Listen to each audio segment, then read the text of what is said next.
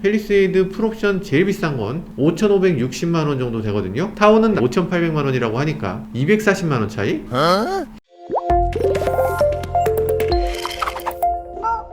네, 안녕하세요. 모카 김한용입니다. 드디어 쉐보레가 일을 냈네요. 신차를 낸다 하더니만 이제 타호까지 들여왔다고 합니다. 이 사진 보면요, 뭐 인천 출고장이란 얘기도 있어요. 여튼 타호가 이렇게 여러 대 쭉 써 있습니다. 이거 보니까 드디어 이제 국내에 출시할 모양입니다. 오늘은 이 쉐보레 타호에 대해서 간단히 살펴보도록 하겠습니다. 국내에서 가장 큰 SUV라고 하면 뭐가 떠오르세요? 팰리세이드? 아니 잠깐만, 타호는 팰리세이드에 비하면 훨씬 크죠. 제가 미국에서 보니까 타호나 뭐 이런 차들 옆에 팰리세이드 있으면 되게 베뉴 같이 보여. 이 팰리세이드가 사실 크기를 보면요 5m 같이 안 되는데요, 타호는 전장이 무려 5.35m, 엄청나게 긴 차입니다. 그리고 높이도 훨씬 더 높아요. 그래서 머리 하나가 더 있는 느낌? 진짜 어마어마한 차이죠. 일단 전장에서부터 30cm 차이면 자동차에서는 아반떼랑 그랜저 차이? 뭐 이런 차이라고 보시면 됩니다. 타호라고 하면 뭔지 잘 모르시는 분들 계실 텐데 쉐보레도 약간 지명을 많이 따죠. 타호라고 하면 미국의 캘리포니아 그리고 네바다 사이에 있는 호수예요. 되게 큰 호수. 네바다주는 내가 라스베이거스밖에 모른다 이런 분들 많이 계신 것 같고요. 타호는 그보다 훨씬 북쪽. 타호라는 이름 자체가 풀사이즈의 SUV 이런 느낌을 좀 주고 있는 것 같습니다. 아마 여러분들도 이 차 사실 보면 익숙할걸요? 이게 영화나 드라마에서 보면 정말 많이 나와요. 닉 퓨리가 이 타호 타고 나오잖아요. 그 FBI도 실제로 많이 타고 영화에서 미국 요원들이 타는 자동차로 많이 나옵니다. 근데 악당들은 부자니까 타호 안 타고 보통 에스컬레이드. 실제로 타호는 뭐 미국 정부에서 많이 이용한다고 하고요. 경찰차로도 쓰이고, 그리고 대통령 경호하는 경호대, 뭐 특수요원 이런 사람들도 많이 타죠. 실제로 보면 위압감 자체가 좀 장난 아니죠. 포스가 느껴지는 그런 느낌이에요. 타호라는 이름은 잘 모르실 수 있는데 이 서버반 하면 다 아시죠? 뭐 6.25 전쟁보다 전에 만들었어요. 1930년대 만들어져서 지금 무려 12세대. 미국에서도 서버반 하면 굉장히 전통있고, 미국에서 저렇게 엄청 긴 차가 지나가네 라고 하면 서버반이야. 이렇게 인기 있는 차입니다. 우리나라에서도 타호가 아니고 서버반이 주로 경호차로 쓰이죠. 타호는 그 서버반의 숏바디 버전이라고 보시면 돼요. 이게 무슨 숏바디가 5.3m야. 숏바디인데 스타리아보다 훨씬 길어요. 이 같은 차가 캐딜락 브랜드로 가면 에스컬레이드, GMC 브랜드로 가면 유콘 이렇게 되는데, 이게 뭐 다 같은 플랫폼의 차예요. 큰 차이가 없습니다. 저희 사촌 누나가 아틀란타 사시거든요. 근데 유콘을 개인적으로 타고 다니세요. 누나가 이렇게 큰 차를 혼자서 이렇게 막 몰고 다니시는데 아주 대단합니다. 거의 집을 몰고 다니는 것 같아요. 네, 전면부 보면요, 미국 차답게 큼직큼직한 시원시원한 디자인을 갖고 있어요. 가격이 딱딱 져있고, 이 단차나 뭐 이런 것들에 대해서는 거의 신경 안 쓰고 있는 분위기죠. 그렇지, 이게 미국적인 자동차지. 미국 차는 이래야 돼요. 강렬한 인상을 주고 있잖아요. 그릴 어마어마하게 크죠. 헤드램프 조금 독특합니다. 요즘 쉐보레 패밀리룩 같이 조금 세련되게 약간 샤프한 느낌을 주고 있기도 하고요. DRL도 이렇게 요런 느낌?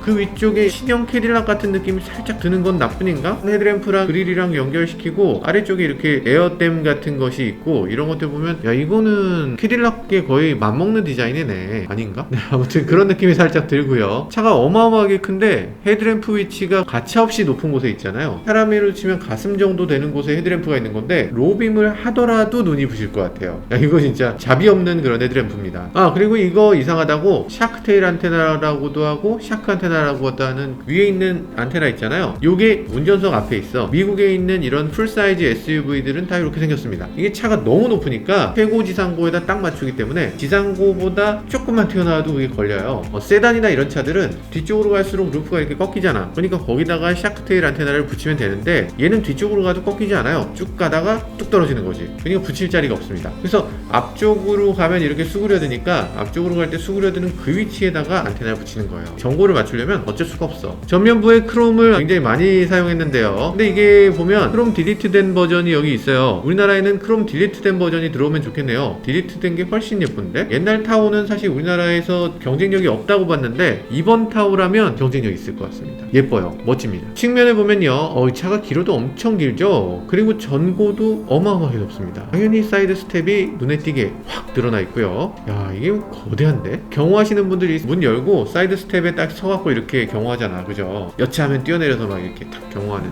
도로라 컨트롤하고 사이드 스텝 아주 튼튼하게 만들어져 있고요. 게다가 이 차 사실 이렇게 높은 거 이유가 있죠. 이 아래쪽에 프레임이 있기 때문이에요. 이 차는 실버라도 같은 트럭하고 이 플랫폼을 공유합니다. 바디온 프레임 차량. 이 프레임 위에다 차를 얹는 방식이에요. 이런 차는 사실 우리나라에서는 쌍용차 렉스턴이나 렉스턴 스포츠나 기아 모하비도 있고요. 그런 차에 들어가는 거죠. 근데 이제는 점점 자취를 감추는 분위기인데 미국에서는 역시 이런 게 정통 SUV 라면서 이런 차를 진짜 SUV로 바라보는 그런 분위기가 있습니다. 휠이 지금 크게 보이진 않으시죠? 휠하우스가 너무 크니까. 그리고 차체가 그만큼 높이 떠 있는 느낌이니까 휠하우스가 이렇게 남는 느낌, 휠이 좀 부족한 느낌이 들 텐데 이게 22인치예요 22인치도 이 정도밖에 안 되는 그런 느낌입니다. 보통 이제 휠이 작은 걸 끼우면 모양이 너무 빠진다 이렇게 생각하시는 분들도 많은데 미국에서는 사실 이거 오프로드를 가는 경우도 많이 있거든요. 휠 사이즈가 작아야 오프로드에 유리하다 이렇게 생각하는 측면도 있어서 작은 걸 더 선호하시는 분들도 계십니다. 사실 휠이라는 게 승차감을 좌우하거든요. 그렇게까지 큰 휠이 정말 나한테 필요한가 이런 건 좀 더 생각해 보실 필요가 있어요. 제가 미국에서 유콘 타봤을 때는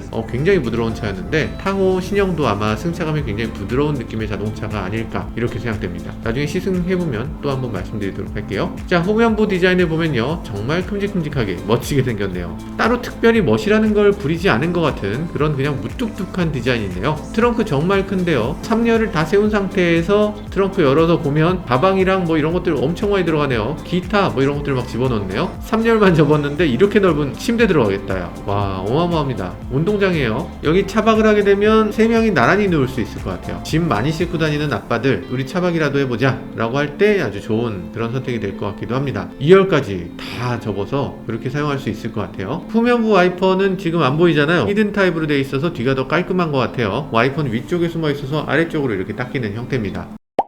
자, 실내 디자인을 한번 볼까요? 예전에 타고 보면요 진짜 옛날 차 느낌이었는데요. 기어 노브가 일단 여기 있어. 이렇게 피아 득득득 이렇게 움직이는 거예요. 진짜 낡은 느낌인데 이제는 인테리어가 완전 예쁜데요. 이 정도면은 예쁘지. 이건 유럽차 느낌도 나고 괜찮은데요. 이렇게 할 수 있었어. 진짜 이렇게 좀 하지.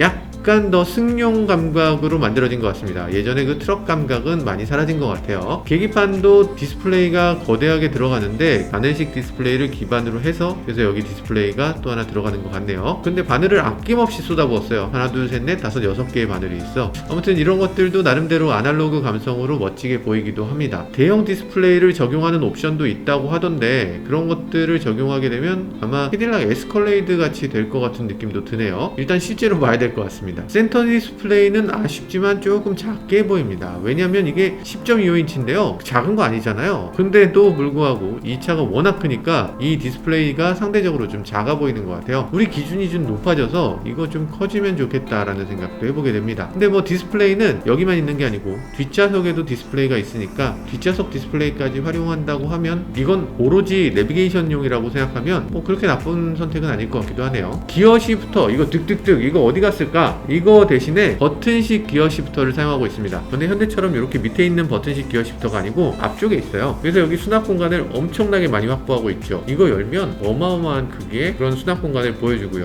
이 앞쪽에도 수납 공간이 대단합니다. 사실 우리나라 자동차들 특히 현대차는 수납 공간을 이상하게 좀 자꾸만 줄이는 분위기인데 수납 공간을 무조건 늘려야 됩니다. 이 정도로 수납 공간을 만들어줘야 미국 사람들이 좀 감동하고 좀 살 수 있을 것 같아요. 그러면 기어 시프터는 어떻게 되고 있나? 버튼을 P는 누르고 D는 땡기고 이런 식이에요. 이게 오인 가능성이 상대적으로 굉장히 적죠. 현대차 같으면 실수로 D 대신에 N 넣거나 이런 경우가 있어요. D를 넣어야 되는데 앞으로 가는 걸 누른다고 해서 앞에 있는 걸 누르니까 후진, 뒤에 있는 걸 누르면 전진 이렇게 되니까 조금 헷갈리죠. 근데 이건 세로로 돼 있어서 이게 D, R 땡기고 밀고 이렇게 되니까 오인 가능성이 훨씬 더 적은 것 같아요. 버튼식으로 전환한다면 뭔가 좀 이런 노력들을 좀 해줬어야 되지 않나 그런 생각이 듭니다. 그리고 한국인에게 꼭 필요한 기능이 있습니다. 통풍 시트. 야, 통풍 시트 들어있어요. 이 테슬라에도 없는 이런 최첨단 기능을 넣어줬네요. 야, 미국차 많이 발전했네. 자, 2열, 3열 시트 1열에서 버튼 눌러서 다 접을 수 있도록 만들어져 있어요. 물론 트렁크에서도 접을 수 있도록 만들어져 있고요. 그런 것들 아주 획기적으로 잘 만들어 놓은 것 같고요. 시트 구성은 여러 가지 할 수 있는데 7인승부터 시작됩니다. 이 큰 차를 7인승으로 그리고 9인승까지 있습니다. 7인승은 2열이 캡틴 시트로 돼 있어서 양쪽에 이렇게 센터 팔걸이가 있고요. 2열 시트는 앞으로 이렇게 슬라이딩 되는 레일이 적용되어 있어서 앞뒤로 이렇게 움직여질 수가 있고요. 근데 공간이 워낙 넓기 때문에 이게 3열에 앉는다고 해도 머리 공간이 닿거나 뭐 이런 좁은 차가 아니라 3열도 2열과 마찬가지로 넉넉한 공간의 자동차가 됩니다. 9인승 같은 경우는 1열에 벤치 시트가 있어서 가운데까지 앉을 수 있어요. 그러니까 333 이렇게 9인승. 우리나라에서 9인승이 들어오면 정말 좋을 것 같긴 한데 9인승이 들어오면 버스 전용 차선도 갈 수 있는 거잖아요. 아마 고급차로 포지셔닝하기 위해서 9인승 안 들어오지 않을까 뭐 이런 생각도 들기도 합니다. 타오가 얼마나 인기를 끌지 그게 굉장히 관건인 것 같습니다.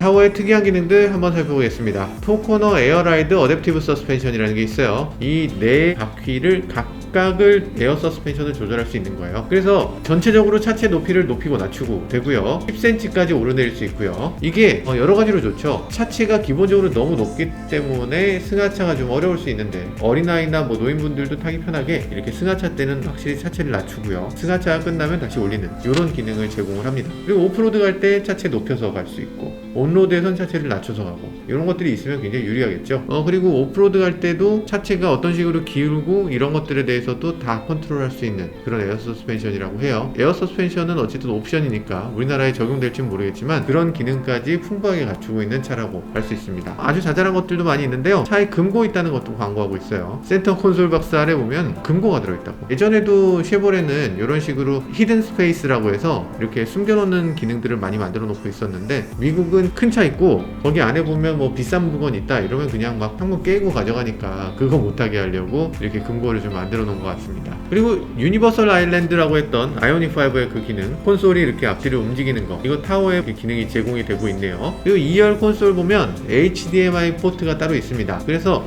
이 포트에 꽂으면 이 디스플레이에 자기가 원하는 영상을 띄울 수 있는 거죠. 이거 국산 차들 보면 HDMI 있는 차 별로 없거든요. 좀 넣어주면 좋을 것 같아요. 여기다가 이제 크롬캐스트, 아마존 파이어 스틱 이런 거 꽂으면 2열에서도 넷플릭스, 유튜브, 뭐 왓챠 이런 거 다 볼 수 있으니까 이런 거 좀 만들어주면 좋을 것 같습니다. 국산 차들은 이제 플레이어를 장착해줘도 좋지 않을까? 넷플릭스 플레이어 정도는 넣어줄 때 됐잖아.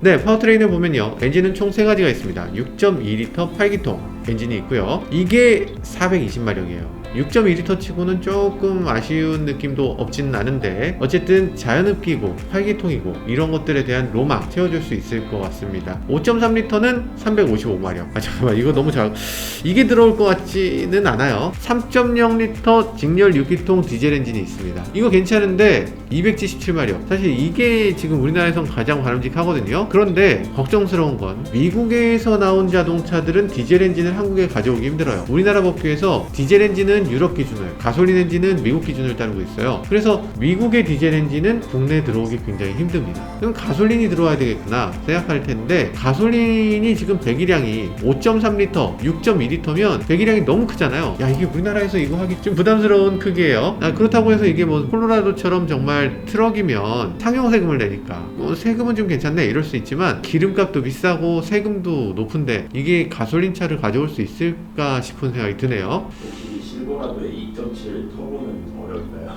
2.7 터보? 지금은 없는데 한국을 위해서 굳이 그걸 넣어줬을까? 그랬으면 참 좋겠다. 2.7 터보 넣어주면 참 좋을 것 같아요. 어떤 엔진이 될지 정확하게 모르겠지만 어쨌든 이런 엔진에 이 10단 자동 변속기가 기본으로 들어갑니다. 일단 현대기아차는 아직 10단이 없고요. 그래서 10단 변속기를 쓰는 경우가 굉장히 드물기 때문에 그것도 굉장히 매력 포인트가 될 수 있을 것 같습니다. 뭔가 연비가 획기적으로 줄어든다거나 아니면 변속 충격이 굉장히 부드럽다거나 이런 것들이 있을 수 있겠죠. 뭐 출시 시기는 대략 올해 안에도 출시할 수 있겠다 이런 느낌이 들기도 하고요. 가격이 중요하겠죠. 당연히 비싸게 생겼잖아요. 크기나 디자인이나 실내나 굉장히 비쌀 것 같은데 근데 미국 가격을 보면요 생각보다 저렴합니다. 이 낮은 트림은요 49,600달러 그러니까 5,800만원 정도에서 시작합니다. 가장 높은 트림도 69,700달러 그러니까 우리 돈으로 8,200만원 정도 돼요. 그래 괜찮은 금액 같기도 하고 한국 오면 비싸지겠지 싶을 수도 있는데 쉐보레 차량들은 미국 가격하고 한국 가격이 뭐 그렇게까지 크게 차이 안 납니다. 펠리세이드 가격을 생각해보면 펠리세이드 풀옵션 제일 비싼 건 5,560만원 정도 되거든요. 잠깐 펠리세이드는 풀옵션하고 이건 깡통을 비교하긴 좀 그렇잖아. 그래도 어쨌든 타오는 낮은 트림일 때 5,800만원이라고 하니까 240만원 차이?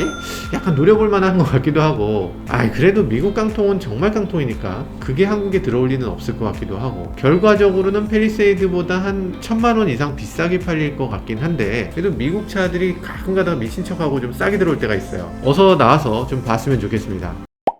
네, 쉐보레가 본격적으로 다양한 차종들을 수입해 오고 있는 것 같습니다. 처음에는 트래버스를 들여오더니 그 다음에는 콜로라도를 가져오고, 이번에는 타고, 다음번에는 실버라도 가져올 거다 뭐 이런 얘기도 있긴 하던데, 실버라도는 조금 선 넘지. 사실 콜로라도도 힘들었는데, 분명한 건 블레이저는 가져올 것 같아요. 블레이저 디자인 이렇게 생겼는데 굉장히 예쁘죠. 여튼 다양한 차종을 가지고서 우리 소비자들의 다양한 선택권을 제공하고, 그리고 소비자들의 눈요기도 이렇게 좀 해주고, 저도 리뷰할 거 좀 많아지고, 여러 가지로 쉐보레가 여러 차들 갖고 오는 거 적극 환영입니다. 그리고 잘 팔았으면 좋겠어요. 타오 출시 정말 코앞이 된 것 같은데요. 언제가 될지 정말 기대가 크고요. 쉐보레 수입이 자꾸만 늘고 있는데, 이거 수입만 늘지 말고 좀 국내 GM 공장에서 생산한 물량도 조금 더 늘었으면 좋겠다는 생각을 해보게 됩니다. 지금까지 저는 모카 김한용이었습니다. 감사합니다.